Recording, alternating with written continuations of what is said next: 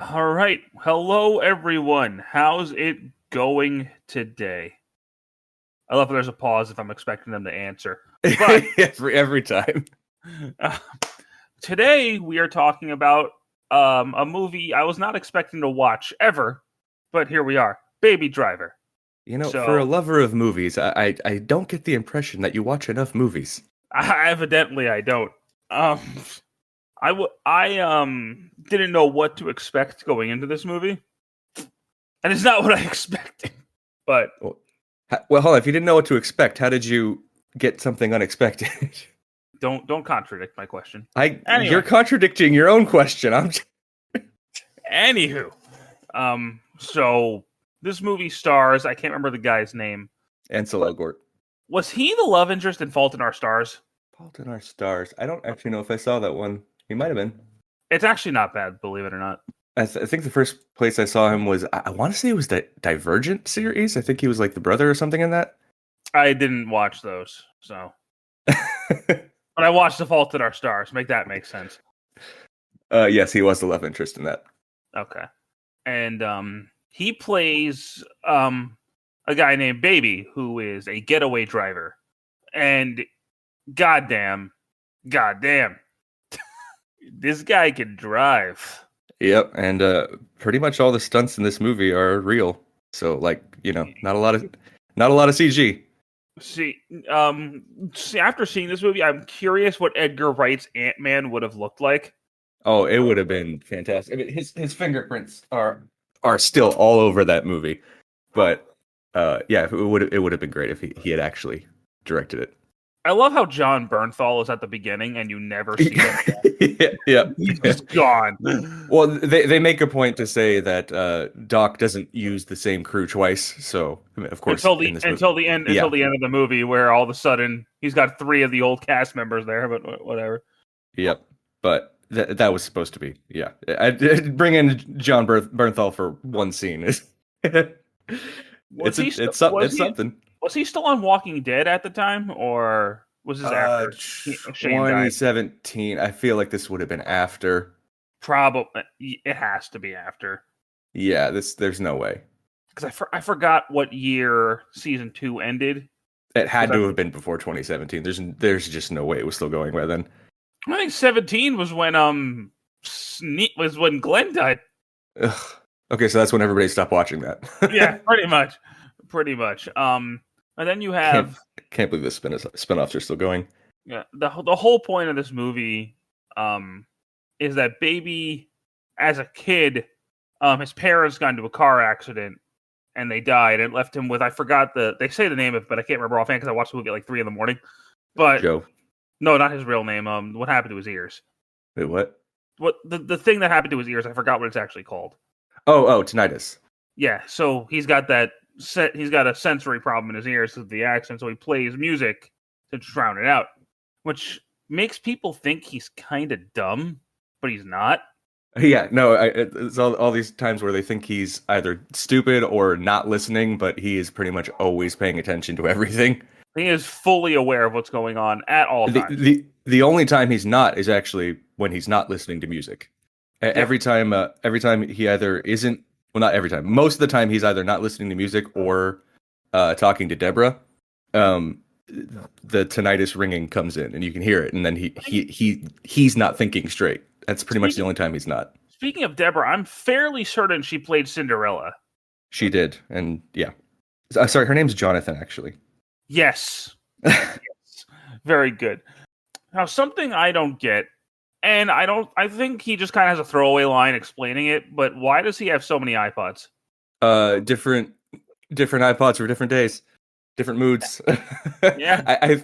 I think he just has different collections so he can quickly navigate between them. It doesn't really matter, but it's mostly just so he can have the bejeweled iPod as a joke, I think. Yeah, that's really it. And then there's you got Jamie Foxx's character who's a psychopath. Bats. He's crazy.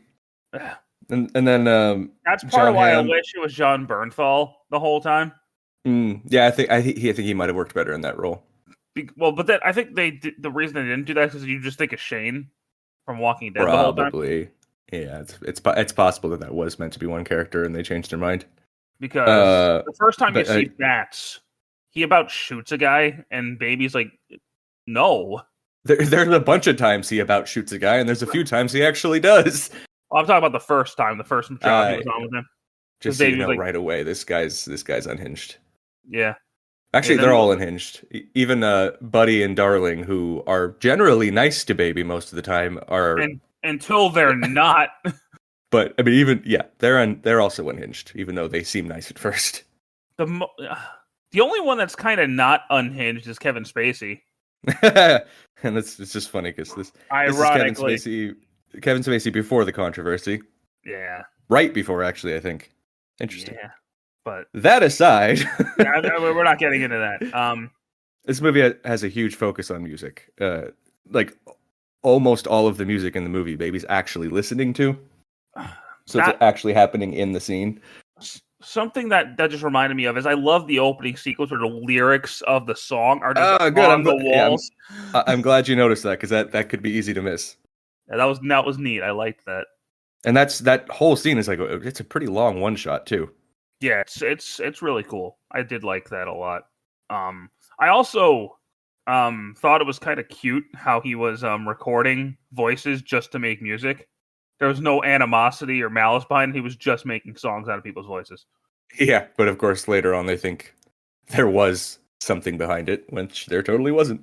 Yeah, well, because they're all lunatics, and no, but it is fun that they they introduce the music as a way for Baby to drown out his tinnitus, but he also loves it. So it's actually really fun watching him have fun with the music throughout the movie. And him and Deborah's relationship is actually really cute. Jonathan. I'm sorry. I keep getting it wrong. No, it is. They click right away. And I mean, Lily James is she's always pleasant. She is. Which is why she was such great casting for Cinderella. I was about to say, she was a great Cinderella in that movie. And she's great here. I've only seen her in 2 things, but she's been great in both of them. Off to a good start. Yeah, I don't know what else she's in. I haven't followed her career like that. But the movie makes you think Kevin Spacey's the villain. And really, he's not.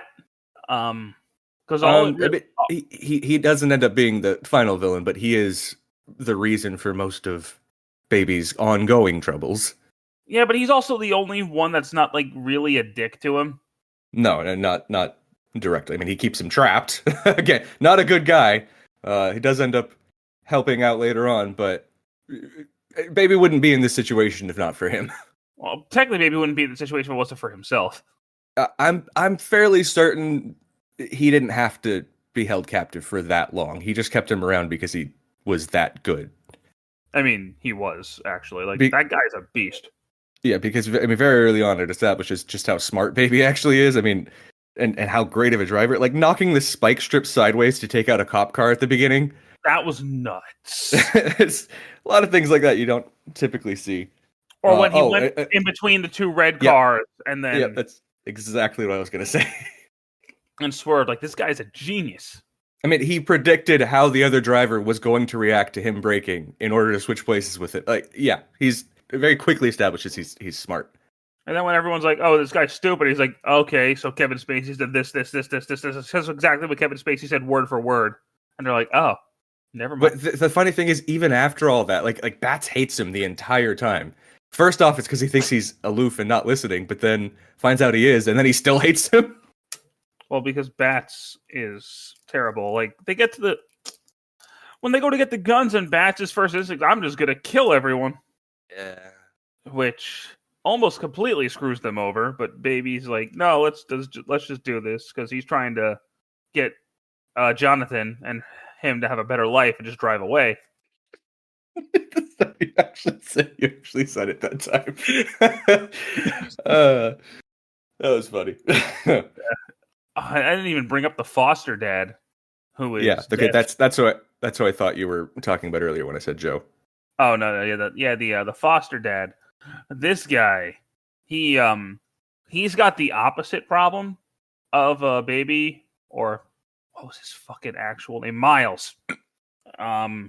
Which they'll reveal to the end of the movie, but fuck you, I'm telling you now anyway. Which is he's completely deaf. Yep. whereas baby's got an oversensory problem. It's a cool dynamic, and I love when they're like just casually watching random movies on the screen, like Oh, the Little no, Rascals is on there, Monsters Inc. is on there. every scene with Baby and Joe is just hilarious. They're a fun pair. I don't. Did they establish he was his foster father immediately, or did it take some time? I mean, I think it's just kind of obvious, but it is said at some point. I don't remember exactly when, but yeah, they do say it's his foster dad. Yeah, no, after the whole there's a point, and it's toward the end of the movie where baby's finally had enough. Oh yeah. And he just kills Jamie Foxx.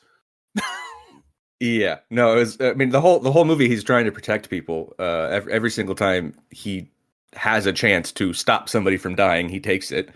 But I think it's in that moment where he's just like, somebody gets killed right in front of him, and there was nothing he could do about it. He just snaps, and he's like, well, here's an easy way to get rid of this Bats dude.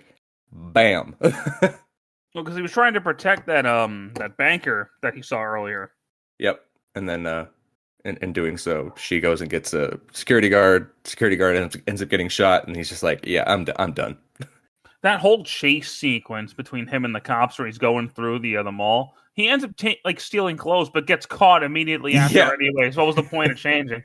Well, he tried, but they just happened to see him right afterwards. Yeah, it's worth a shot. It didn't work out for him at all.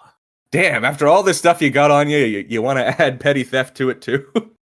And then the girl crook gets killed, and John Hamm's character Buddy is like, I'm actually the final boss.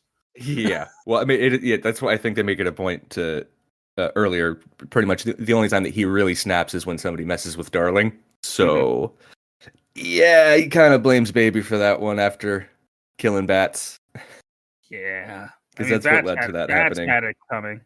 Yeah, that's true. But still, Buddy blames Baby for Darling dying. So, not a guy you want to have after you in that situation.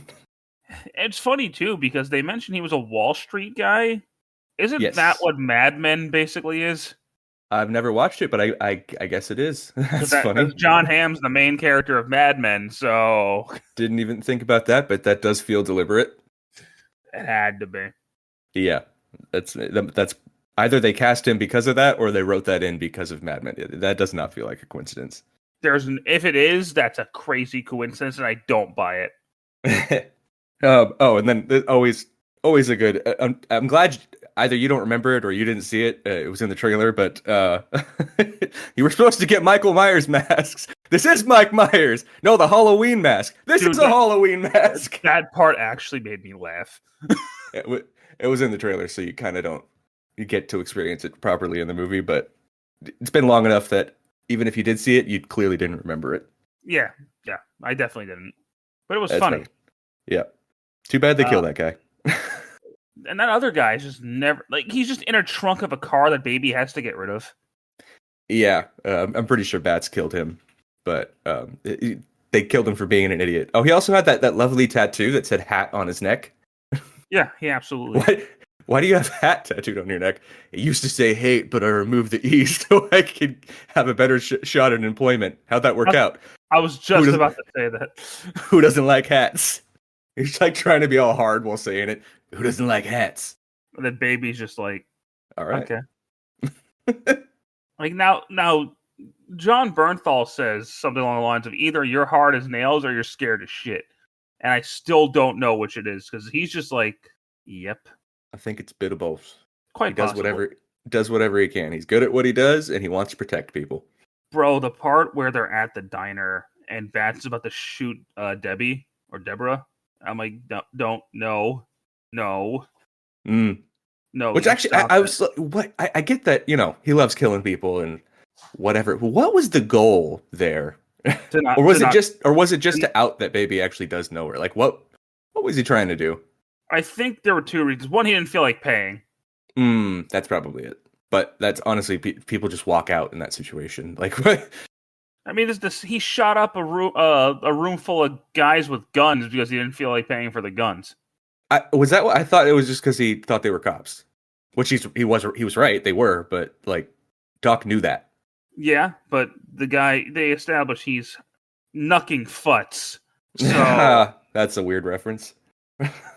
so like, I keep forgetting Jamie Foxx is supposed to be Spawn.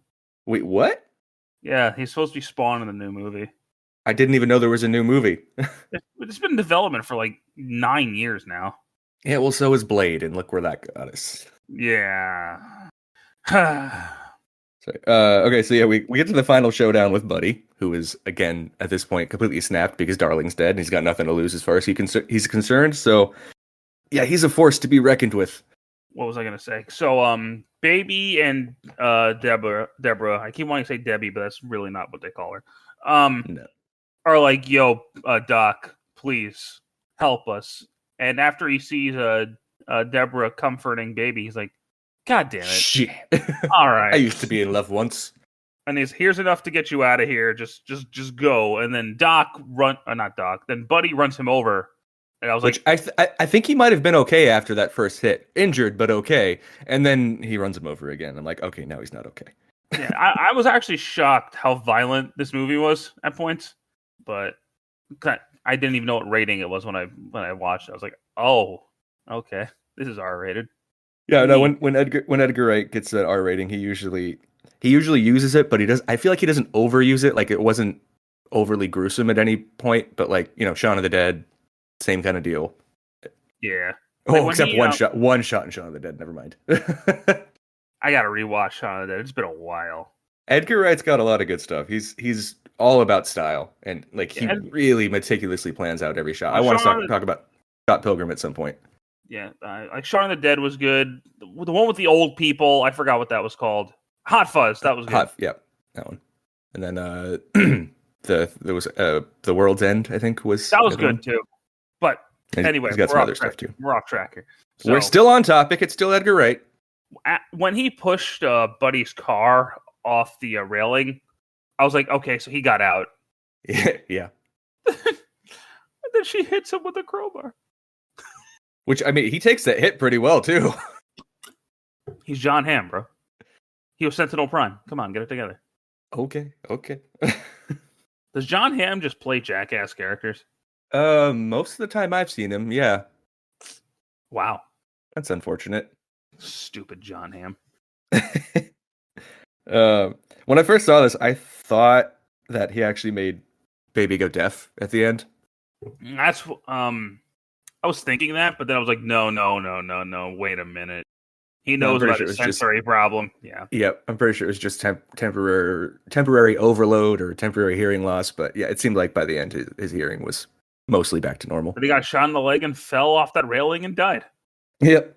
Now, I wanted to ask you this, because earlier in the movie, there's a point where Baby's envisioning him and Debbie driving away. I think I know where you're going with this. Was that a hallucination at the end of the movie, or did that actually happen? It's kind of left open to interpretation. Like, if you want it to be the thing that happened, it works. If you want it to just be a fantasy, it also works. So, like, it's up to you. Yeah, because it starts black and white, but then fills out with color. So I don't know if Edgar Wright was telling you, no, Baby's gone and they're having a life together because he was in jail for a few years, or he's dreaming. I don't know. I think you can honestly take it either way, and it works.